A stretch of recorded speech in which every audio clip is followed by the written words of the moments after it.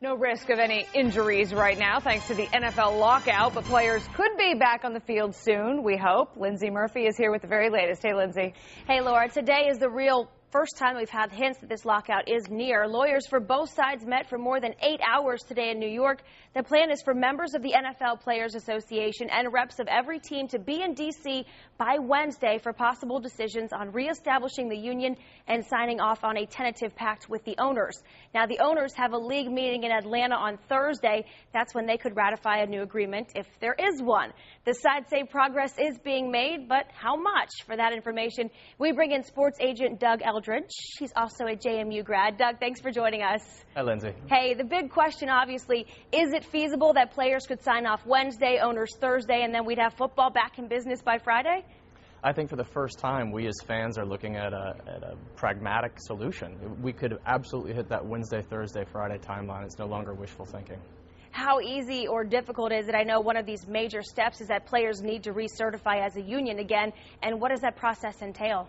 Well, I think there are two avenues there. First of all, it's not the heavy lifting that you might think. It's a little bit of paperwork and a little bit of red tape, but in simplest form, it could be one of two things. Either players could petition the teams to voluntarily recognize their status as a union, which could happen as soon as training camps opened, or the more laborious route would be for them to actually have to petition the NLRB, the National Labor Relations Board, in which case then they'd have to have a 33% majority and then a majority of the voting body of players in order to passage. So obviously it's not only more steps, but more time required in order for them to recertify as a union. Now, Doug, we know there are still issues sitting at the table. Do you think this will get all done by Friday? Is that possible?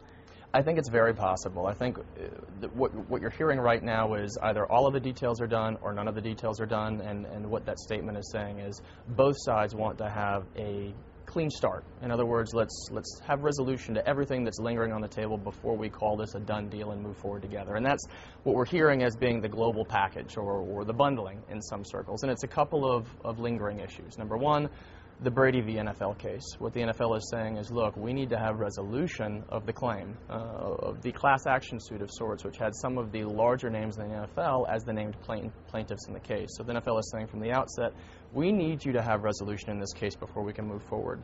The second thing would be the lingering TV rights issue.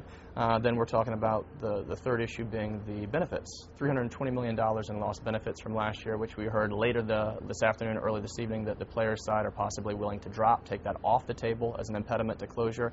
And then, of course, one of the final things being not only the application of the franchise tag to some of the named plaintiffs in the suit, but also whether or not the league is going to apply retroactive personal conduct policy to some of the infractions that we've seen to some of the prominent and some of the lesser-known players during this extended offseason. In other words, there's some work to be done. Doug, you're an agent. You represent 4 NFL players. I bet you're glad to see some progress, huh? Well, I tell you what, we're right there. As somebody put it earlier this evening, we're on the 1 yard line per se. Let's punch it in. We like that. Thank you so much for coming in.